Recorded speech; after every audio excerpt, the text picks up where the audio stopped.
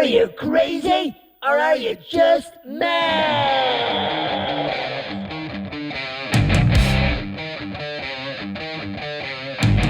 Hello.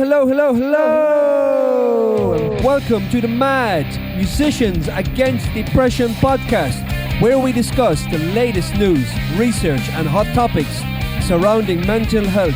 I'm Thomas Maher, and I'm joined in studio by my beautiful co-host, award-winning singer, songwriter and presenter, Indiraa. Indiraa! Oh, we're back. Oh my God, we're back. You're back. Indiraa. I'm endearing myself again to you. Oh, yes you are. You're the cutest thing ever. I am. I'm cutest thing since sliced pan. Sliced pan. Sliced pan. Indiraa, welcome again to another episode of the Mad podcast. We do like our episodes, don't we? Yeah, you're sounding very chirpy today. I am, because I've already done a show. I did a radio show this morning. That's right, well. and I sat in on that. It was for New Sound Radio, and you interviewed a former chief inspector of police. Yeah, who did all the VIP stuff and all the coronation and the funeral of the Queen and 120 dignitaries from different countries. So quite an interesting man. Yep. Very interesting. And nice guy too, I have to say. Yeah. Very nice guy. And a lot to say. 30 odd years in the force. Yeah, and he's done a lot, considering he was an orphan at the age of 1. So he's done everything on his self-made person. So that was interesting. Obviously motivated guy, wasn't he? Yep. To achieve things, and he has achieved a lot. And obviously, now that he's retired, he's written children's books. Oh, that's so cute. He's written children's book about a policeman and who has a Tracy the Truncheon and a police car called Pedro, and it's just so cute. The whole thing is very nice. So I nice. Promoted it a lot. Of course. When it's all done, we shall promote it on ours. Yes, that's right. Well, we'll send the link to his website, what he's doing now, because he's involved in music as well, which he hasn't got obviously anything up online about that. But he's in the background, he's doing some stuff. But he is, and he's he's moving on to another chapter in his life, which is interesting. So a big shout out to Zaf Mogul. Zafar Mogul, known as Zaf Mogul. Hi, Zaf. Yeah, so big shout out to him. So Indiraa, and just back to to journaling your journey at the moment, which you've had a couple of bad days, I have to say, but you perked up a lot. When I saw you yesterday, and today you've got. I have an assessment. An assessment with a community nurse. For addictions. Yeah, addiction. A specialist. She's a nurse. She's coming home, and to assess you if you're a candidate to have the anti-drinking injection. Exactly, because otherwise I take tablets all the time, and it's just hit or miss with me, and I get very nervous about everything. I want to be. Everyone wants to be perfect. Let's face it. Mm-hmm. So that's part of my journey, which I'll keep you posted on. Exactly. And then we move from there. Good. So we look forward to hearing a bit more about that in the next show. So, okay, let's move on. And this is interesting. Yeah, on today's show, we have our 4 obviously hot topics, and we've got one UFO one. So, starting us today, Indiraa, you will be starting us on the headline DIY Diagnosis, the perils of analysing your mental health online. And then my one, and so it says, feeling off but don't know why. How to tell when it's more than just a bad week. No matter what I do, I can't sleep through the night, and why. And the final one is the challenge and power of accepting your mental health diagnosis. So this is obviously just a final diagnosis. You're going to give a diagnosis of why it's bad to overdiagnose, and I'm going to give you one why it's a good thing to actually diagnose in the positive way, and in the right do way. It correctly, And then to finish it all off, we have our This is a brilliant one. I mean, last week's one was fantastic. No, last week was the best. Right, honestly. Right. Well, this may not top it, but it's equally as brilliant. Yeah. The headline is God versus Aliens to premiere at Cannes and reveal Vatican UFO secrets. I thought God was an alien. Well, to many people, he probably is. Maybe to aliens, he's an alien. Maybe who knows that? It's an alien concept. It is an alien concept, yes. So this is going to be very interesting. And I haven't actually read the article yet, so I'm looking forward to this one. So, Indira, take it away. Yeah, well, we were talking about this diagnosing ourselves and how you can land up putting yourself in a very bad place by reading stuff online and just deciding what's wrong with you. So here we have Neam Delmar is chartered registered counseling psychologist and provides psychological support workshops to work environments. Here she writes about the dangers of self-diagnosis. There is a growing trend of self-diagnosis in mental health conditions, especially among younger people. According to the research, the most common mental health conditions self-diagnosed are anxiety, depression, ADHD, and autism. In 2021, the hashtag ADHD on TikTok had 2.7 billion views, while Dr. Google, which we all know is very, very, God, I think it's all wrong. Dr. Google. And social media can be a positive source of health information. It can also be very harmful if not used wisely. Studies have found that over 80% of people search on the internet for information on their health, and many of them do not seek treatment, while others were 5 to 11 times more likely to self-diagnose incorrectly. Adolescents, in particular, tend to gravitate towards personal experiences of their peers, influencers, and mental health conditions that are being widely discussed. So whatever's in. And of course, influencers, let's face it. Of course, and they're all experts these days, aren't they? Absolutely. So what fuels the popularity of self-diagnosis? The digital world is saturated with symptom checklists and self-assessment quizzes. Searches such as, what mental illness do I have? Or do I have OCD? Are easily accessible and yielding results in minutes and quick fixes suggested.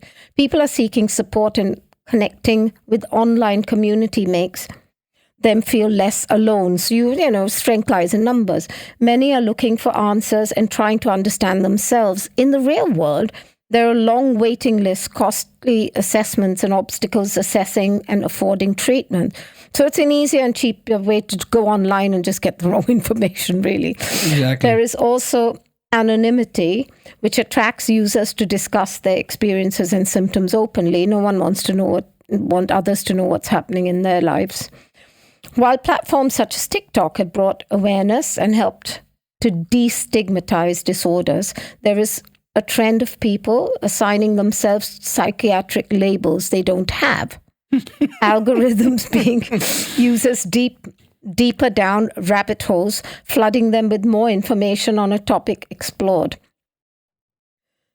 Symptomology described is often based on one's individual personal experience. Taking on board a diagnosis from strangers with no professional training is risky. Interventions offered are subjective rather than evidence-based. I think everything, you know, you can't just... One shoe doesn't fit everybody. Well, it seems to be the norm now, doesn't it? Yeah. A delay in accessing the professional help is also a concern and may result in rapid deterioration of suffering. Confirmation bias may occur as a person takes on symptoms associated with particular disorder. They then focus on evidence to support the label, ignoring the alternative explanations. That's what I was just saying, you know, Yes, one shoe does not fit all. What can also happen in that regular life events become pathologized. A natural human reaction to a difficult situation gets interpreted as being clinical. Experiencing a temporary emotional state may be misdiagnosed as a psychiatric condition. Many diagnoses share similar symptoms and may coexist with one another's conditions, and addiction may be overlooked. If not professionally assessed, vital pieces of information are not identified, such as trauma. Furthermore, there are certain medical conditions that affect mood that may not be ruled out. So you can't just decide that's what it is because it is. It could be something completely unrelated, isn't it? So. Completely, exactly. Celebrities disclose encourage mental health conversations, but young people may overly identify with their idol struggles. Another limitation of DIY diagnosis is that a person's self-awareness may be limited, whereas a clinician can explore this. Yeah, go to a professional, guys. Don't, and if you have to wait for it, but don't jump into the first box you find. It's just not okay. That's right. Environmental factors such as work-related stresses, unhealthy relationships are often significant contributing factors overlooked. Once these are resolved, distressing symptoms are usually alleviated. Yeah, once you get over that breakup, you're back to normal. The trend of self-diagnosis also undermines those in professionally diagnosed conditions if the label is glamorized or trivialized. Another danger is that some people may become stuck behind a self-diagnosis or justify inappropriate behaviors. Susceptible researchers with a health anxiety may get completely overwhelmed believing they have a diagnosis they don't actually have. On another hand, a formal diagnosis is conducted by a professional over a period of time and may involve feedback from the family and the school and evidence based on diagnostic tools and manuals to help identify the health disorders and neurodivergency. Appropriate use and interpretation of these tools takes years of training. A clinician has experience working in these areas and also bases on interactions with the individual. It involves taking a detailed history, dialogue, specific questioning, and observation. So if you tick boxes online and then decide you've got this problem, the person doesn't know you. It takes months and months of knowing your psychiatrist knowing you, or the clinician, to actually get to know you. So please, guys, be vigilant. Absolutely. Diagnosing yourself means you are putting yourself in the role of a mental health professional or a doctor. You're not doctors, guys. Practitioners see beyond labels and take into account past history, loss, trauma, and other contributing factors. All of the above, even. Biological, social, and psychological aspects of the individual are assessed. With each diagnosis, there are also variants depending on the severity, duration, intensity, and the impact on daily functioning. An accurate diagnosis dictates that most suitable therapy and medication if needed. Social media offers a wealth of helpful information on mental health, but it needs to be assessed wisely and with caution. It is safer to turn to reputable and authentic sources than to jump to conclusions. Young people need to be educated on misinformation of algorithms and encouraged to turn to those close to them rather than strangers online. Foster open communication with younger people in your lives and guide them in their digital citizenship. Discuss with your GP the symptoms you're experiencing and take it from there. A step forward would be digital platforms fact-checking more mental health advice. So basically, guys, go to the professionals and talk to the people around you and make sure people know you before they just assess what's right or wrong with you. Very good advice from that article. Yep, but isn't it true? We see so much of it. Absolutely. It's almost become a fad now, self-diagnosis, hasn't it? We were talking about it just the other day, which is what was funny. It just came up on this one that you picked for me, which is really nice. Mm-hmm. No, it's really like that. I mean, before long, people are going to be diagnosing themselves as geniuses or superhuman. That'll be the next thing. Or what happens if you ask your friend who's a psychopath or doesn't like you? I mean, they'll diagnose you as having Asperger's, autism, all sorts of psychiatric disorders. Yeah, like you keep telling me what's wrong with me. I love you. I know. I've just been truthful. There's nothing wrong with me. There's nothing wrong with you, yeah. Nothing. You look fantastic today, so you do. Got that drooling. Apart from that, it's all good. Yeah. Yeah. So that was a very good one, Indiraa. That was very, very good. So I have an article, and it's feeling off, but don't know why. Interesting. All right. We all know what a bad day feels like. Perhaps it starts when you miss your train or forget your umbrella, and things spiral from there. Your lunch is disappointing. Your phone dies. Your stress levels are through the roof. And to top it off, you have to deal with micromanaging a boss or boundary crossing colleague. We all have those days when it becomes a bit much. A grey cloud descends over you that can really be hard to shake off. But how do you know when a period of bad mood is something a bit more serious? Well, when does an off day that turns into an off week become a cause for concern? Of course, it's important to understand that our mental health is fluid. It will change and fluctuate based on what is happening in your life. Having some good days and some bad days is a perfect normal, a natural response to the challenges of everyday life. However, one way to tell a bad day or week from a more serious mental health problem is to consider the severity of your response relative to what's going on around you. Being sent into a tailspin by a particularly nasty friendship, argument, or difficulties at work is understandable. But if the distress it causes is prolonged and even after the problem is solved, you're still ruminating on it, you may need to dig a little bit deeper into why you're feeling so affected. It's important to think about how long these reactions and feelings last and whether they start to consistently impact your day-to-day life, explains Yolande Barcol, lead mental health and well-being coach of Vitality. I think I did well there, didn't I? Yeah, did I do well? I think you're fine. Thumbs up? Yeah, totally. Thumbs up, yeah. Can you say that without the... yeah. It's the drooling again, It's what can I again. say? Yeah. Have you been licking that lizard, have you? Yeah. Okay. Toad. Lizard. Toad, yeah. Sorry, toad. You got toad. Is it impacting your ability to work? Are you able to maintain your relationships with loved ones? Do you not want to participate in daily activities that are important to you? If the answer is yes to most of these questions, then this may be indicative of a more serious mental health problem, and it's advisable to seek support from a healthcare professional. Some of us may ignore certain signs or symptoms because they not always visible to others, or we mask them. But checking in on how we feel physically and emotionally should support us to know when we might need to ask for help.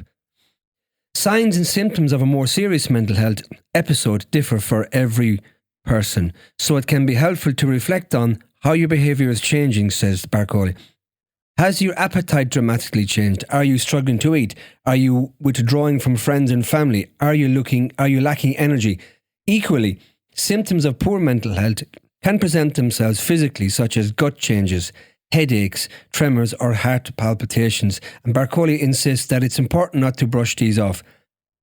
Learning what your signs and symptoms be and practicing self-reflection will make it easier to recognise those symptoms and seek support when you need it, hopefully preventing your mental health then worsening, she says. When does an off week become a cause for concern? No matter how scary booking an initial appointment may seem, talking to your GP, that's a good one. It's very difficult even just to even get on the phone to speak to a GP. I know, you sit there and go, listen to that music, it just drives you mad. Well, half an hour later and then you feel like giving up or cutting your wrist anyway. Yeah, with a blunt knife. Yeah. You know what I mean? Even to go private, she's a waiting list. It's such a prolonged waiting list. So it's difficult. At the moment, it is the way it is. Mm-hmm. So no matter how scary booking an initial appointment may seem, talking to your GP or a trusted mental health professional about how you're feeling is one of the most important things you can do for your mental health, even if you're not sure whether you're struggling with a specific issue. Regardless of how long it takes, folks, you need to get if you have a problem, you do need to call your GP. And don't self-analyse. Don't self-analyse. Don't self-medicate. Don't self-medicate. Don't self-analyse. And definitely don't go following some influencer and decide that that's what you have. Exactly. Ultimately, Barcode says the best thing we can do is to normalise having conversations about our well-being with friends and family. Not only sharing about ourselves, but also asking people how they are doing. There may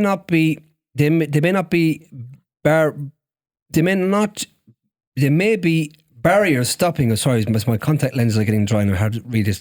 There may not be barriers stopping us from having these conversations. Limited awareness, culture, stigma, or even the fact that our friends and family tend to see you as one way.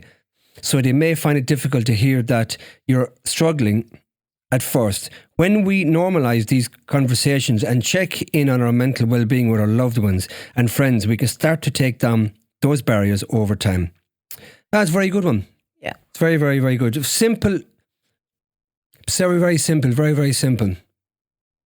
Yeah, it is. Let me go from there to my one. Mm-hmm. It's welcome back. Now, mine is about sleep diaries. In this week's sleep diaries, a 48-year-old blogger learns about the simple steps she can take to get her sleep back on track. Welcome back to Stylett's Sleep Diaries, where we can take a deep dive into the most important factors, elusive important factors, in our day-to-day lives and sleep. To help us understand more about it, we invite women to share their habits with our sleep expert, Dr. Nirina Ramlakhan, for analysis. Age 48, not me, okay? This is the article. Occupation, blogger.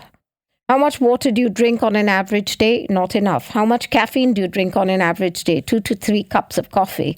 What time do you go to bed? 10 p.m. What time do you wake up in the morning? 6 a.m. How much do you exercise?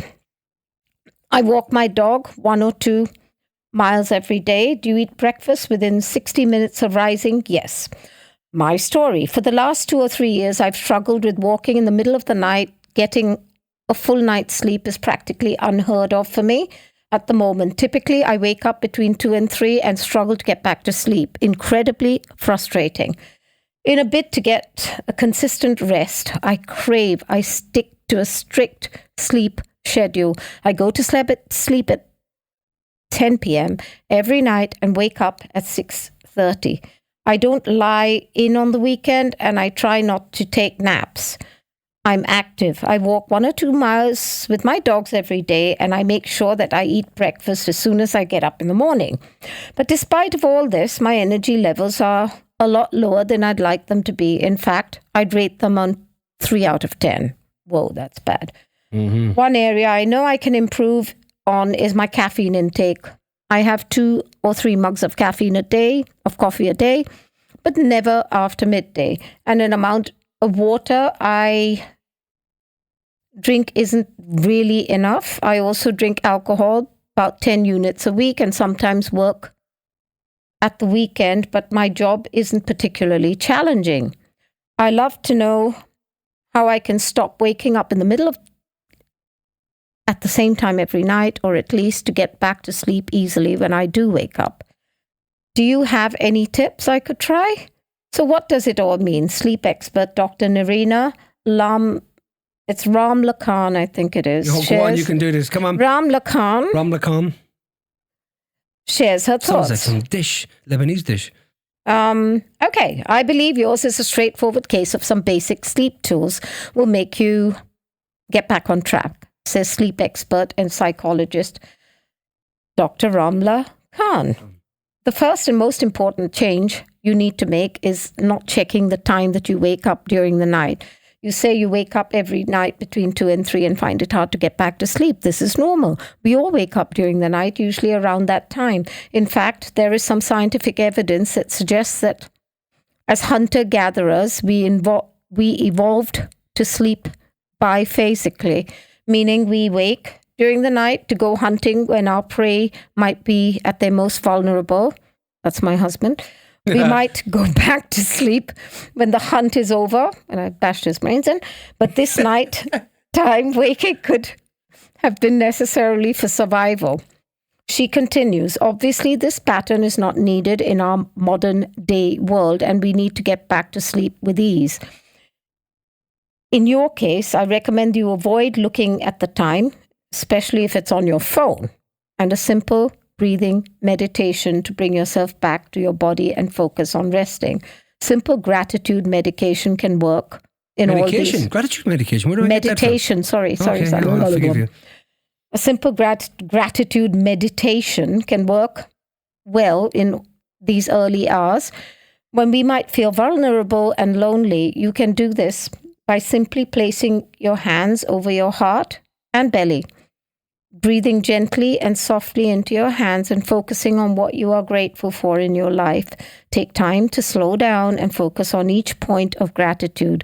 Soak in the feeling of gratitude and allow it to take you to a place of inner safety and rest. There you go. I like that. But that was short and sweet, wasn't it? Yeah, but I like that. You like the short and sweet, or you like the article? No, I like the article. I liked it was short and sweet, just like my sleep. Yeah. Yeah. So did you learn anything from that? Yeah. What did you learn? Put my hand on my heart, hand on my belly, breathe slowly, and also not to look at my my watch and mainly my phone at 2 to 3, because as hunters we used to go out and hunt between those times, because that's when your prey was most vulnerable. And what else? But of course, in this day and age, you don't have to go out and hunt. And well, you do that now. Earlier during the night, then you forage. You won't say it hunting, but you forage at night. I do forage at night. At 10 o'clock, I do eat half a ham sandwich. Ham sani. So you've evolved a little bit from the hunting days. Yeah. So we call it foraging now. So I noticed your hands. Are your hands okay? No, I'm cramping. You got a cramp. That's what you were saying earlier. Yeah, I was trying to tell you I'm cramping. Yeah. I noticed. Never mind. How's it now? Is it okay? No, it's okay. It's fine. Don't worry. Cramping. Yeah, the things I do for the audience, I have to suffer. Yeah. But maybe was that from bashing your husband's brains in? No, not quite. No, I could have done more. You could have done more. You'd always do more, right? Yeah. Why settle for less? You weren't best pleased with your ham sani last night in that case. No, definitely not. Would have done better. I didn't have my ham sani last night. I was actually very good. You didn't have your ham sani? No, I didn't. Why, you fell asleep before that or what? No, you gave me those baked crisps, didn't you? So I didn't have... Tricks? Crisps. But they're called tricks. Yeah, they are. Yeah. Trick or treat tricks. Yeah. They're good though. I did have them myself. Yeah, they are nice, yeah. What are you doing to your iPad? Nothing, trying to turn it off because you're going to read now and I'm going to listen. Okay. So on that note, I have my article here we're back to diagnosis. So the challenge and power of accepting your mental health diagnosis. This is one that's probably been given to you by a professional therapist, not by your favourite TikTok entrepreneur or whatever you call it, influencer or your next door neighbour's dog or a cat, So this is by some professional. All right. When I was 18, I found myself in the throes of a debilitating depressive episode. Racked with guilt for the debt my parents were accruing to send me to an out-of-state college, I took a hefty course load, an internship and 2 part-time jobs in the hopes of graduating a year early. But I couldn't keep up. Each night, exhausted by my schedule, I lay awake as snippets of my day replayed through my head in jarring remixes. The sleepless hours piled up and the racing thoughts overwhelmed my mind. I began to fantasize about suicide and escape. Well, that's a bad sign. That's a really bad. That's a bad sign. That's sad. At the time, I blamed my mental health on my environment, focusing on past traumas and financial stressors rather than the symptoms that were surfacing. So when I finally sought help and a psychiatrist diagnosed me with bipolar disorder, it was hard to accept. In my mind, if certain details of my life had been different, I wouldn't have ended up here. Bipolar 2 almost seemed too tidy an explanation for my suffering. I also equated the condition with harmful but common stereotypes: unstable, dangerous, volatile. But I was desperate to feel better and willing to try my treatment. As the weeks rolled on, I struggled to stick with my prescribed medication due to a bunch of unpleasant side effects, which you know about, Indiraa. It's difficult. When I had to stop taking one antidepressant, I developed terrifying brain zaps, electrical shock-like sensations due to a withdrawal. A few years in, I lost faith in my psychiatrist and ghosted her. It wasn't until my early 30s, during the height of the pandemic, that I had to reckon with the fact that I might actually have bipolar disorder. Finally getting to a bit of acceptance. I moved states away from my home of 6 years to care for my grandmother after she broke her hip and back. Detached from our community, my husband and I felt isolated and lonely. I fell behind on my freelance writing projects and lost clients. 2 years into this arrangement, Roe was overturned. Reporting on the loss of my reproductive rights as a health journalist devastated me. Then one after the other, my 2 dogs died. The non-profit my husband worked for lost funding, forcing me to take on more work. Hours-long bouts of depression, rage and suicidal thoughts consumed me. What I didn't know then is that bipolar episodes are often attached to high-stress periods. For months, I endured the worst depression of my life. I couldn't get out of it Couldn't get out of bed. After all, I didn't have the dogs to walk or feed anymore. My career, once a huge source of purpose, suddenly meant nothing. But it finally hit me that I was very not okay when I began lashing out at my husband, whom I adore. The amount of irritability I felt toward him was not appropriate or normal.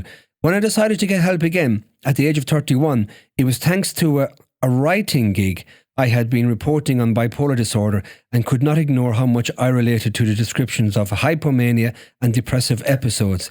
It felt embarrassing to admit it over a decade later, but I had been running away from an explanation that fit. After an in-depth consultation with my new psychiatrist, I was prescribed mood-stabilizing and antipsychotic medications, and a few weeks later I began to come back.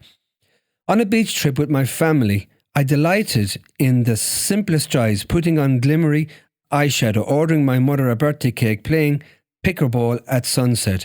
This time I stuck with my meds and started therapy. Sometimes I still felt the pull of suicide, a flicker that threatened to burn inside me. Bipolar disorder, as I learned, is cynical. Symptoms can go away with treatment, and mine faded entirely over a span of months.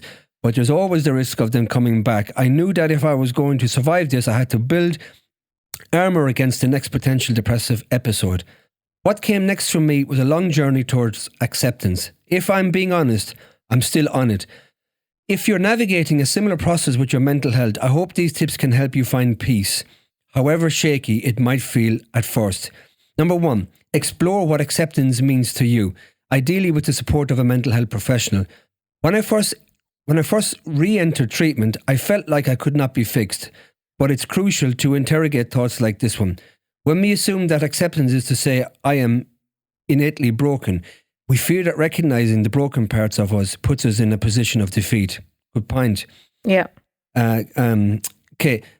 However, acceptance is to say, I recognize the condition of my mind is affecting the condition of my life and I want to do something about it. It's exactly the conversation we had yesterday. Yeah. It's exactly the conversation we had yesterday. Interesting. When we can accept this manner, we take authority over the possibility for change and a better quality of life. Wow. That's funny. We'd never, it was really weird because we were discussing, I said, rather than, I keep looking at what I haven't done rather than what I've actually done. Mm-hmm.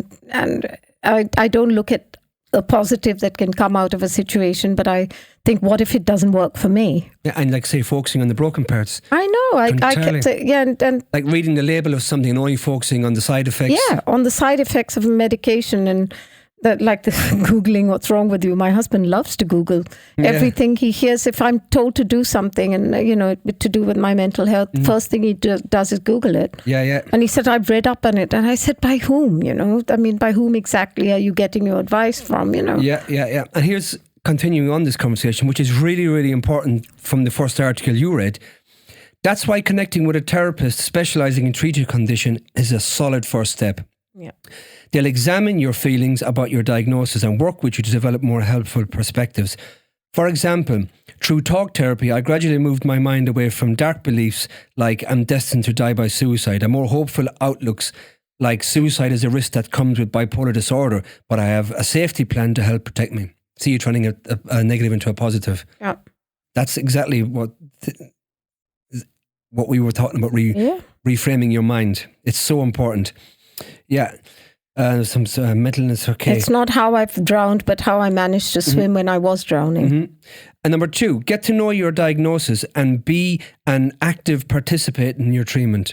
To accept the treatments that are going to be recommended to you, you have to believe that there's an illness. You have to know what kind of illness you have, why it's diagnosed, and the course the illness can take over time if you don't get treatment. Dr. Milkovits, PhD, a professor of psychiatry at the ULCA, Semel Institute, goes on to tell us.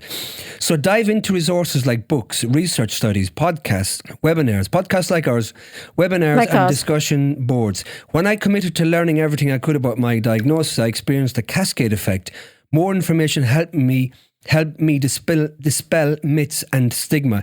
I discovered a complicated relationship between genetics, trauma, and bipolar disorder, which illuminated some of my personal risk factors. Reading bulleted lists of how bipolar 2 manifests helped me draw a line between myself and my symptoms, which made me realize I could manage them without internalizing them as personal defects or weaknesses. There you go. That's exactly what we're talking about, isn't it? Yeah. For me, being unable to get out of bed isn't a motivational problem. It's a depression problem. That's another one. And investigating treatment options with my psychiatrist's guidance helped me make informed decisions about my care, like opting for an antipsychotic with a lower risk of side effects. To get the process going, ask your provider some clarifying questions. What does my diagnosis mean for me? What could happen if I don't start treatment? What are the risks and benefits of treatment? What resources would you recommend so I can educate myself about the condition? Start with trustworthy sources like the National Alliance on Mental Illness, the National Institute of Mental Health, NIH, and the Depression and Bipolar Support Alliance. This is also a good time to think about your support system. Number 3, mourn what you've lost. Part of accepting your diagnosis may involve grieving the loss of how you saw yourself before that mental health problem and reimagining who you can be in the face of this challenge. In my case, periods of depression took away happy memories I could have had with my friends when I was lying in bed instead. I also wondered what my career could have looked like without those stretches of darkness. On the flip side, I also had to mourn the loss of hypomanic episodes, short periods of elation and energy that often struck me in springtime. In this state, I called all my friends to catch up, believed I could write a book in 2 weeks, and pitched outlets I'd never otherwise have the confidence to pitch. It was in this altered mood that I put my husband and hit some of my greatest career milestones. That I met my husband, and met some of my milestones. Now that I was taking medication, these wild highs would go away too. Without them, in this newfound stability, I felt like I lost the organising principle of my life, a calendar that had been dominated by stretches of depression and brief flashes of bliss. The mourning process isn't simple or linear. It can take time to ride the wave of shock, denial, anger and sadness. Give yourself permission to feel all the feelings that you get. For me, that looked like acknowledging that there was no way of knowing my life what would look like without past depressive episodes, realising that it's okay to miss the good side of bipolar disorder, and journaling through my mixed feelings of living with such a life-altering condition. And number 4 is connect with people who deeply get what you're going through. Again, what we were talking about is so important that you connect. As I began to accept my diagnosis, there were times when I felt so alone. I didn't know anyone who had bipolar too, so I started looking for others who were trying to navigate the same thing, which led me to message boards like Our Bipolar and Our Bipolar 2 on Reddit. I also connected with an online peer support group for folks with bipolar disorder. Excellent. That's a long one. So, and number 5, define yourself beyond your diagnosis. Yeah? Yeah. So that is a long article which we won't have time to go through. So define yourself beyond your diagnosis. Living with a mental health condition can be a shock to your sense of identity, for calling a researcher who studies the role of leisure in living well mental health illness. Her interest in the topic became personal when she was diagnosed with anxiety, depression and post-traumatic stress. Blah, blah, blah. Number 6, share your story in some way. That's very good. You're opening up, getting it out there. You hitting the release valve. Disclosing your diagnosis is a decision that should, understandably, be handled with lots of care, but it's a huge simple signifier in your path to acceptance, according to the experts I spoke with. Even now, I'm nervous about openly sharing my experiences with such a huge audience. Like so many others living with mental health conditions, I'm still dealing with internalized stigma. That said, you don't have to tell everyone in your life or post about it on social media. Sharing can look like confiding in a close friend, writing in a journal about your journey, or even penning a letter to your past self. Interesting. Yeah, we often talk about that, about how far you've come. It's taken me a while to reach this step, but I'm finally in a position where I can accept it all with grace. I am a person with bipolar disorder, but my condition is just one piece of who I am. That's a really good article. I encourage anyone listening to the show to go on the link in the show notes of this particular article and read it for yourselves, because this can resonate with everybody. It's very important. And again, for any information, we have on our Musicians Against Depression website, MAD, we have a whole wealth of information It's a complete toolbox for mental health, using links, contacts, everything. Anything you could possibly think about mental health is up there. There's some links to it somewhere. Go have a look at it and you can find a lot of information, resources, latest research, scientific papers, everything. Absolutely. So have a look at that website. It's really, really, really great website. So that's a very good article. Yeah. And on that note, maybe we need to go on to something more. What more? D.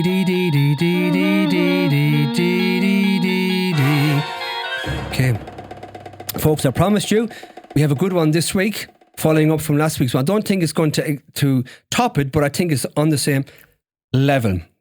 This is good. Now, the headline article for this is God versus Aliens to premiere at Cannes and reveal Vatican UFO secrets. Woohoo! Let's do it.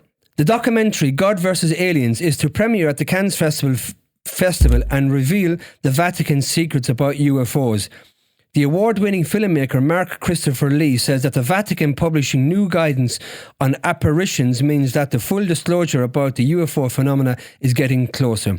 He said the Vatican has been studying UFOs for decades and even has its own cardinal appointed to deal with first contact. From my research, I believe that this new guidance on apparitions is proof that they know that UFOs are more than just physical crafts from other worlds and that they have a paranormal side to them. The film is premiering at Cannes this week and analyses the role that the Vatican has played in keeping the truth about UFOs hidden from the public and suggests they believe, along with members of the US and UK governments, that the spacecrafts are demonic in origin. Oh, demonic! Maybe this might top last week's one. Demonic? If they were demonic, surely they would have trashed us by now, wouldn't they? No, they're on their way to doing it, obviously. Yeah, obviously they're taking their time. Yeah, they're taking the time. Demonic. Where does crap come from? Demonic in origin. Please. All right. Lee added, I have spoken to some UFO researchers who actually believe that the Vatican are collaborating in the cover-up with the US military. The fact is, the truth may be too scary for it to be revealed, which is why we're not seeing a full UFO disclosure.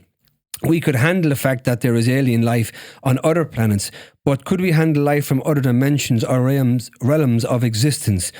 The film also studies the role that AI will play in the hunt for extraterrestrial life and features a contribution from Harvard professor Avi Loeb, who controversially claims that alien AI will bypass humanity completely and form a bond with artificial intelligence on Earth.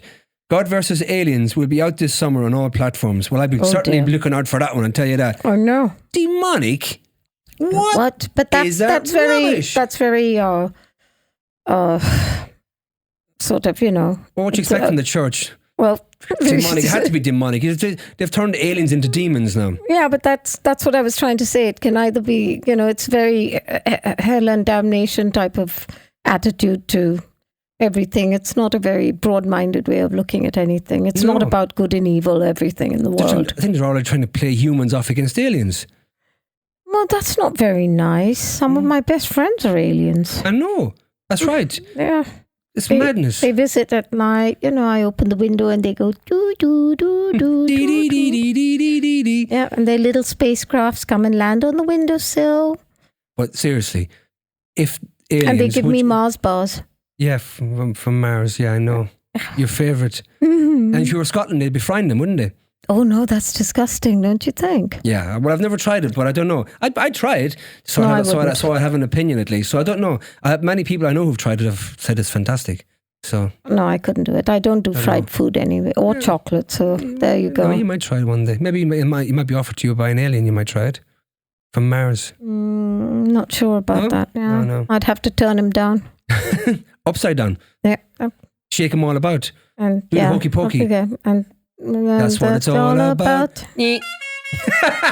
Okay, so listen, I mean, that was a good article. It was not short and sweet, but I'm looking forward to that. I mean, I will let you guys know when it comes out. I'll post the links in time, but I definitely want to see that. But demonic aliens, no. So we have a movie date then, I guess. We have, definitely. No, it's comedy night. It's comedy night, that is, yeah. Imagine, you've got aliens who are far more intelligent, far more sophisticated than humans on this planet. And they Earth. want to make friends with the Vatican. Well, they're demonic. So, but if that was the case, why haven't they destroyed us by now? Well, they're out. It's a very nasty thing to say, though, isn't it? Really, good-natured demons. I mean, how can you comment on something you don't actually know? What? I mean, how little do they know about them that they're actually commenting on whether they're... I certainly believe that the Vatican have been studying for decades. That's true, and they may well be cover-ups, but to be demonic in nature... You've taken this very personally, haven't you? Yeah. I have, because I don't believe that for 1 second that aliens are demonic. If they were, why aren't they trashing us around the place? Exactly, why aren't we all dead by now? Why aren't they being nuked? Why aren't we all dead by now? And why when they come and visit and whatever, do they just go away and not land up, neutralizing us into ashes or something? Demonic aliens with non-hostile intentions. That's a new one. Oh, well. There you go. Or just biding their time for Trump. Yeah. Oh, no, let's not do that again. I'm so nervous about this. Mr. Gimp. I know. Mr. Gimp. Anyway, before you go, India, because I know you're going to have to go now very shortly, I have, I look regularly on Spotify for new releases of new music and new tracks to play on this show. Because we can't keep playing our own stuff all the time. Yeah. So I was just looking during the week for some new tracks, and I came across one particular track. I'm going to find it now. It's, let me find it. I think it's by a band called The Lines or something. Give me 1 secondo. I'll load it up here. If I can find it. It is. Yes, it's a band called The Planets. Oh, that's called The Planets. That's what I thought. Planets or aliens. To bring it back to it again. And the song is called Lions, so it is. Would you like to hear it? Yeah, why not? Yeah, let's have it. I bet it's a roaring success. Bit reggae-ish, isn't it?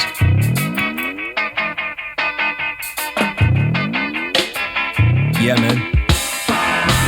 Ooh. Yeah. Oh, we like this.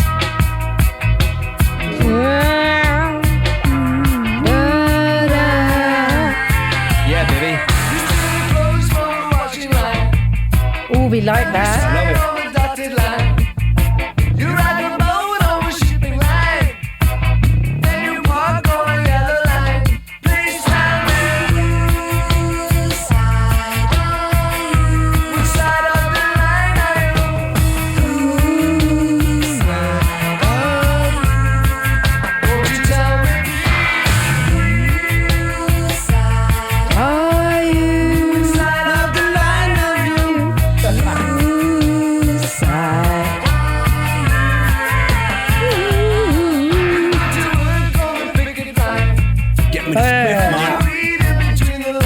Oh, yeah.